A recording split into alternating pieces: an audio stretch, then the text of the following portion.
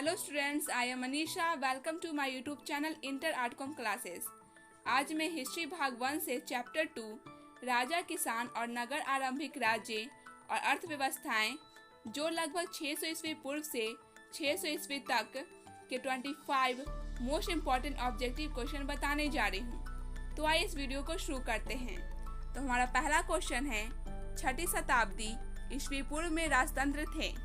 इसके 4 ऑप्शन दिए गए हैं। ऑप्शन ए अंग मगध वत्सवज्जी, ऑप्शन बी कौशल चैदी काशी वज्जी, ऑप्शन सी अंग मगध कुरुमतल, ऑप्शन डी अंग मगध काशी कौशल। इसका करेक्ट आंसर है ऑप्शन ए अंग मगध वत्सवज्जी। 6ठी शताब्दी ईसा पूर्व में भारत में बड़ी संख्या में राजशाही राज्य थे, जबकि उनमें से कोई कमजोर राजाओं द्वारा शासित थे। उनमें से कुछ ने मजबूत राजशाही का उदय देखा। उत्तर में शक्तिशाली राज्यों में उल्लेखनीय अवंती, वत्स, कौशल और मगध थे। पूर्वी तट पर महावीर और बुद्ध के दिनों में सबसे शक्तिशाली राज्य कलिंग था। क्वेश्चन सेकंड है, 6ठी शताब्दी ईस्वी पूर्व में ऐसा कौन सा महाजनपद था जहां पहले राजतंत्र था किंतु बाद में गणतंत्र स्थापित हो गया था। Option A Punjab, option B Chedi, option C Vajji, option D Vatsa. इसका राइट आंसर है ऑप्शन बी चेदी। अगला क्वेश्चन है, क्वेश्चन नंबर 3। 6ठी शताब्दी ईस्वी पूर्व के मध्य में पुष्कर सारीन नामक राज्य किस महाजनपद में राज्य कर रहा था। Option A Ambhak, option B Avanti, option C Kandhar, option D Shurasena. इसका राइट आंसर है option number B Avanti. Question number 4 है, गंगा और सोन नदियों के संगम पर पाटलिपुत्र नामक नगर की स्थापना की गई थी। इसके 4 ऑप्शन दिए गए हैं।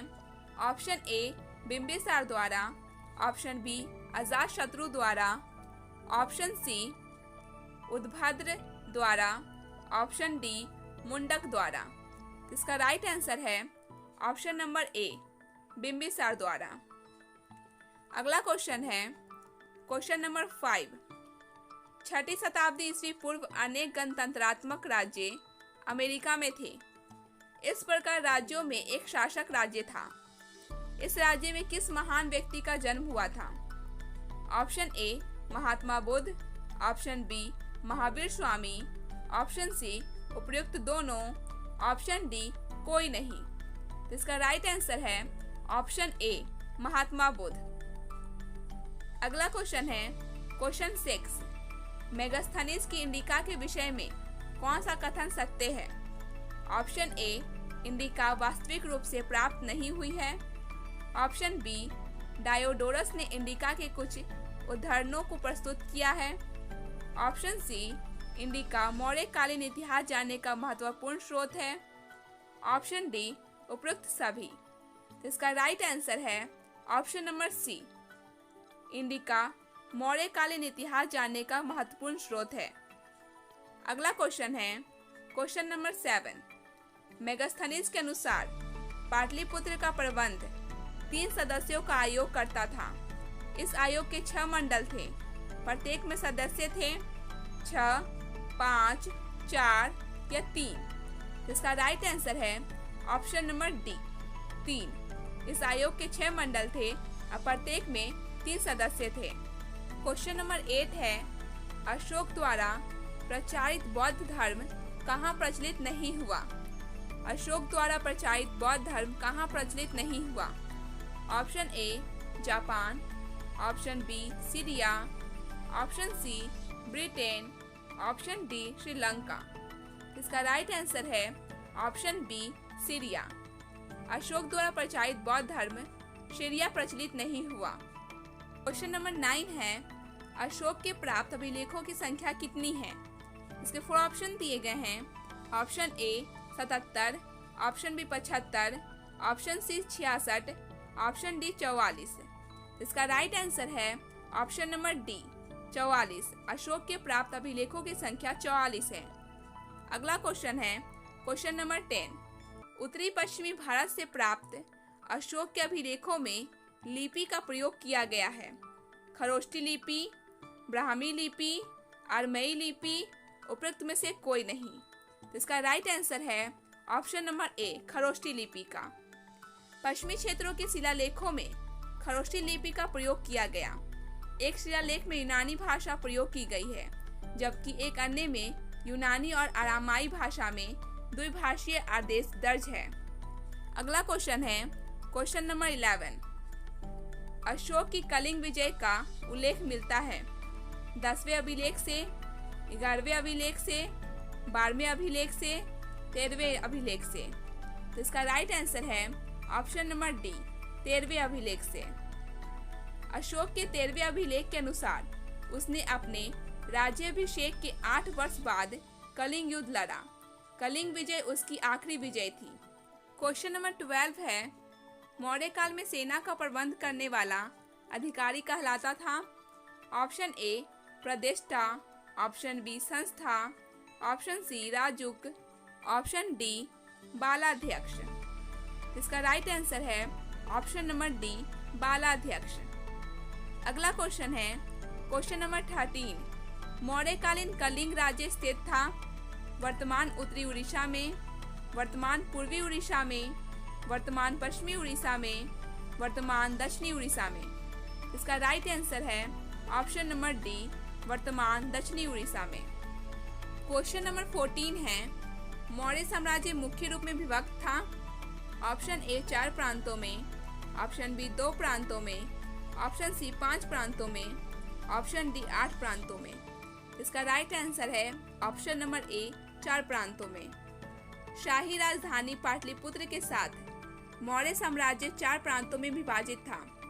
अशोक के शिलालेखों से प्राप्त 4 प्रांतीय राजधानियों के नाम तोसली पूर्व में, उज्जैन पश्चिमी में, स्वर्णागिरी दक्षिण में और तक्षशिला उत्तर में थे। रचना के केंद्र में कानून बनाने की शक्ति राजा के पास होती थी। अगला क्वेश्चन है क्वेश्चन नंबर 15। मौर्य काल में जनपद से प्राप्त होने वाली आय को कहा जाता था दुर्ग, राष्ट्र, राष्ट्रीय, उपयुक्त में से कोई नहीं। इसका राइट आंसर है ऑप्शन नंबर बी, राष्ट्र। मौर्य साम्राज्य में आय का मुख्य स्रोत कृषि तथा अन्य भूमि करों से प्राप्त होने वाला राजस्व था। मौर्य काल में दुर्ग, राष्ट्र, सेतु, वर्ज, सीता, प्रणय, हिरनी, कुछ गांव द्वारा इकट्ठे दिया जाने वाला कर, वर्तनी तथा पिंदकर राजस्व के प्रमुख स्रोत थे। अगला क्वेश्चन है क्वेश्चन नंबर 16। मगध साम्राज्य की राजधानी थी चंपा, कौशंबी, पाटलिपुत्र, उज्जैन। इसका राइट आंसर है ऑप्शन नंबर सी, पाटलिपुत्र। अगला क्वेश्चन है क्वेश्चन नंबर 17। 16 महाजनपदों का उदय हुआ था। 16 महाजनपदों का उदय हुआ था मौर्य युग में, बुद्ध युग में, गुप्त युग में, ऋग वैदिक युग में। तो इसका राइट आंसर है ऑप्शन नंबर बी, बुद्ध युग में। 6ठी शताब्दी ईस्वी पूर्व में उत्तर भारत में 16 महाजनपदों का उदय हुआ। ऋग्वेद के जन उत्तर वैदिक काल में जनपदों में परिवर्तित हो गए थे और यही जनपद बुद्ध काल में महाजन पदों में बदल गए। बौद्ध ग्रंथ अंगतुर निकाय एवं जैन ग्रंथ भगवती सूत्र में इन 16 महाजनपदों का उल्लेख मिलता था। क्वेश्चन 18। निम्न में से कौन सा महाजनपद दक्कन में स्थित था? कौशल, अवंती, असमाल, मत्स्य। इसका राइट आंसर है ऑप्शन सी, असमाल। क्वेश्चन 19।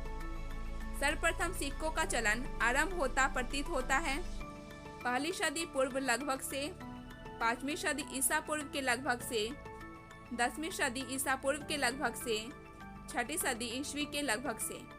इसका राइट आंसर है ऑप्शन नंबर बी, 5वीं सदी ईसा पूर्व के लगभग से। अगला क्वेश्चन क्वेश्चन नंबर 20। गांधार महाजनपद की राजधानी थी पटना, महिष्मती, हाटक, तक्षशिला। इसका राइट आंसर है ऑप्शन नंबर डी, तक्षशिला। अगला क्वेश्चन है क्वेश्चन नंबर 29। जनपद अस्तित्व में आ चुके थे? ऑप्शन ए 10वीं शताब्दी ईसा पूर्व, ऑप्शन बी 15वीं शताब्दी ईसा पूर्व तक, ऑप्शन सी 6ठी शताब्दी ईसा पूर्व तक, ऑप्शन डी 8वीं शताब्दी ईसा पूर्व तक। इसका राइट आंसर है ऑप्शन नंबर सी 6ठी शताब्दी ईसा पूर्व तक। क्वेश्चन नंबर 22, जनपद शब्द का शाब्दिक अर्थ है जहां लोग अपने घर बनाते हैं, ऑप्शन बी जहां लोग अपने पैर रखते हैं, ऑप्शन सी जहां लोग अपने मवेशी रखते हैं, ऑप्शन डी इनमें से कोई नहीं। इसका राइट आंसर है ऑप्शन नंबर बी जहां लोग अपने पैर रखते हैं। अगला क्वेश्चन है क्वेश्चन 24 है, महाजनपदों में मूल बस्तियों की इकाई थी? ऑप्शन ए राज्य, ऑप्शन बी शहर, ऑप्शन सी कस्बा, ऑप्शन डी गांव। इसका राइट आंसर है ऑप्शन डी गांव। महाजनपदों में मूल बस्तियों की इकाई थी गांव। अगला क्वेश्चन है क्वेश्चन नंबर 25, निम्न में से ग्रामीण कहलाते थे? इसके 4 ऑप्शन हैं। ऑप्शन ए सिपाही, ऑप्शन बी हाथियों तथा अश्व प्रशिक्षक, ऑप्शन सी मंच प्रबंधक, ऑप्शन डी सभी। इसका राइट आंसर है ऑप्शन डी सभी।